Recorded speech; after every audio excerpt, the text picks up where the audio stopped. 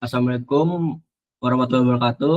Eee, jadi di sini kita akan mencoba menguji atau mengolah data menggunakan SPSS. Yang pertama akan kita olah itu analisis deskriptif, yang di mana pertama-tama kita akan klik analyze, analyze, terus deskriptif statistik, selanjutnya deskriptif, dan kita akan masukin variabel X dan Y semuanya, terus ke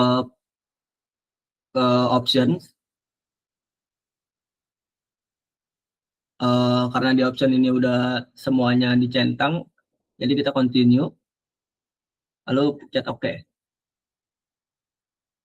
Nah, di output ini kita mendapatkan nilai minimum, maksimum, mean, dan standar deviation. Lalu setelah analisis deskriptif, kita akan menguji prasyarat.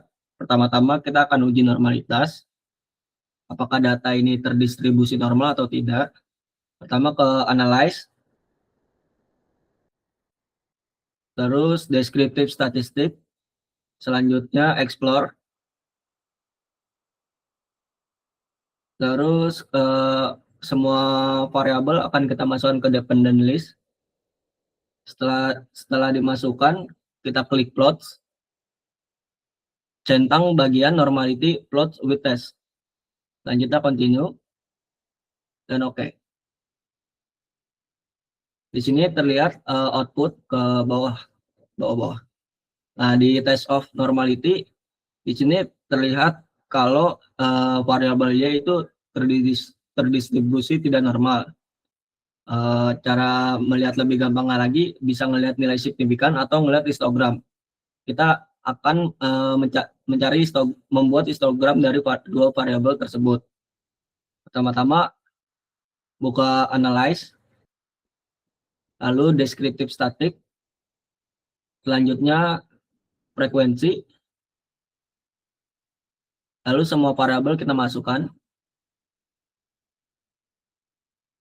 terus kita ke chart, centang bagian histogram, selanjutnya show normal curve on histogram biar kelihatan kurvanya, lalu continue, display frekuensi tables yang kiri nggak di checklist, lalu OK.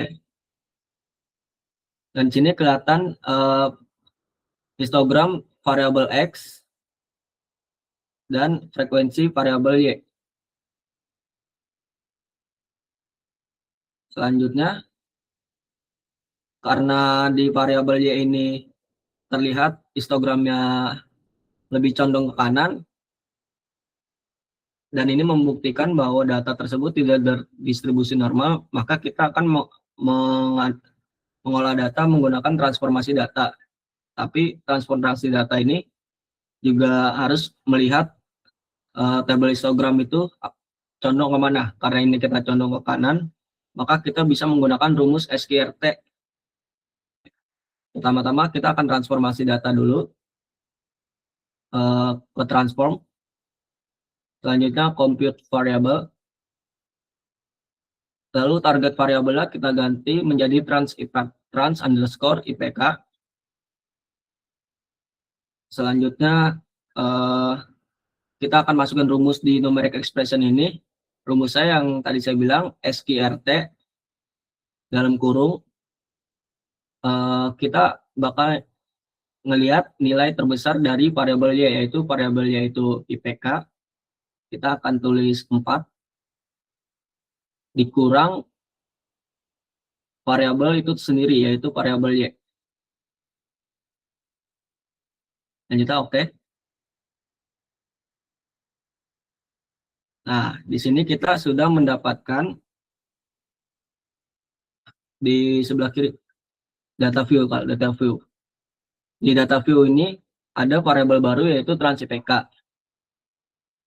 Selanjutnya, setelah kita transformasi data, kita uji dulu apakah data yang setelah kita transformasi bisa terdistribusi normal atau tidak. Pertama-tama kita balik lagi ke uji normalitas, yaitu analyze, deskriptif statik, lalu explore, Selanjutnya kita masukkan trans IPK ini ke dependent list. Lalu oke. Dari bawah. Nah, di sini terlihat kalau trans IPK ini di nilai signifikasinya lebih besar daripada 0,05. Maka data tersebut atau variabel tersebut valid terdistribusi normal. Karena transformasi data sudah kita lakukan, selanjutnya kita menguji linearitas. Uji linearitas pertama-tama kita buka analyze, lalu selanjutnya compare means,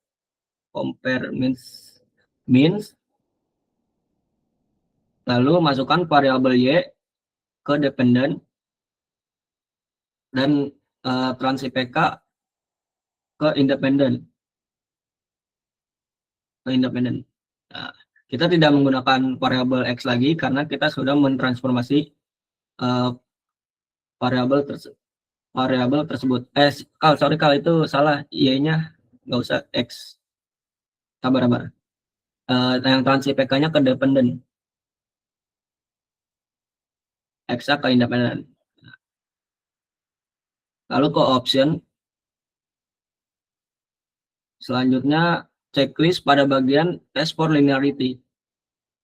Nah, continue. Lalu oke. Bawa ANOVA table. Nah, di sini kita dapat uji linearitas tersebut, yang dimana hasil uji linearitas tersebut nilai signifikansi dari deviation from linearity itu 0,980, yang dimana itu lebih besar daripada nilai taraf signifikansi, yaitu 0,05. Selanjutnya ada di nilai signifikansi pada baris linearity adalah 0,013, yang dimana itu kurang dari 0,05. Berarti ini secara tegas mengonfirmasi bahwa hubungan antara intensitas belajar dan trans IPK signifikan secara linear. Uji linearitas sudah kita lakukan. Selanjutnya kita akan menguji korelasi person. Uji korelasi person, pertama-tama kita buka analyze, lalu correlate, bivariate, lalu variabel X dan variabel trans IPK kita masukkan semua, lalu pencet oke. Nah, ke atas. Nah ya, di sini terdapat tabel korelasi, yang dimana hasil uji korelasi tersebut yaitu pada bagian trans IPK nilainya itu 0,008, yang dimana itu lebih kecil daripada 0,5.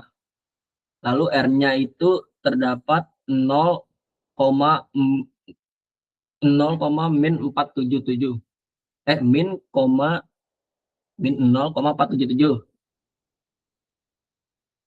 Berarti koefisien yang bernilai negatif ini mengindikasikan hubungan berbanding terbalik, di mana peningkatan intensitas belajar diikuti oleh penurunan nilai trans IPK.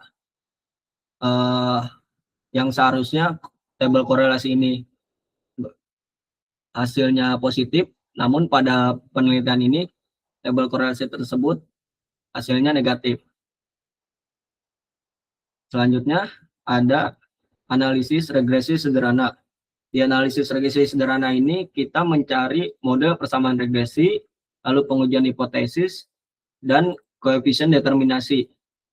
Pertama-tama kita akan mencari model persamaan regresi. Untuk uji regresi linear sederhana, pertama-tama kita buka analyze, lalu regression, linear, masukkan variabel X ke independent, lalu variabel trans IPK ke dependent. Lalu oke. Pada uji regresi linear sederhana ini kita melihat pada tabel koefisien. Nah, yang dimana pada model persamaan regresi dirumuskan Y sama dengan A plus B. pada bagian A di sini tuh di table coefficient bagian unstandardized ini nilai konstannya itu 0,883 dan B-nya itu di bawahnya min, 002. Jika di bawahnya min, maka rumusnya berubah menjadi Y A min B. Jika nilai B-nya tersebut plus, maka rumusnya tidak berubah menjadi Y sama dengan A plus B. Selanjutnya pada pengujian ke hipotesis, kita tetap melihat tabel koefisien ini.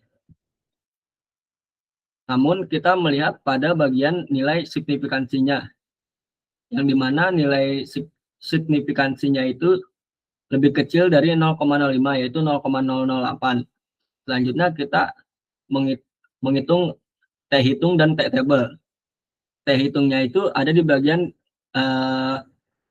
variabel X yang T ada di min 2,869. Yang dimana kalau di bagian T-table itu hasilnya itu 1,70113. Jadi dapat disimpulkan kalau T-hitung lebih kecil daripada T-table. Berarti terdapat pengaruh negatif yang signifikan dari intensitas belajar terhadap IPK mahasiswa. Berarti di sini kita mendapatkan hipotesis alternatif atau H1. Selanjutnya ada koefisien determinasi yang atas ANOVA. Nah, kita melihat tabel model summary. Di model summary ini fokus kita kepada R square, yang dimana R square-nya itu 0,227. Karena kita udah dapat R square tersebut, R square ini kita konversi menjadi bentuk persen, yaitu 22,7%. Interpretasinya adalah nilai R square bermakna bahwa intensitas belajar menjelaskan variasi perubahan terhadap IPK sebesar 22,7%. Sedangkan sisanya 77,3% dipengaruhi oleh faktor lain. Mungkin itu saja yang kita gunakan untuk mengolah data menggunakan SPSS. Terima kasih.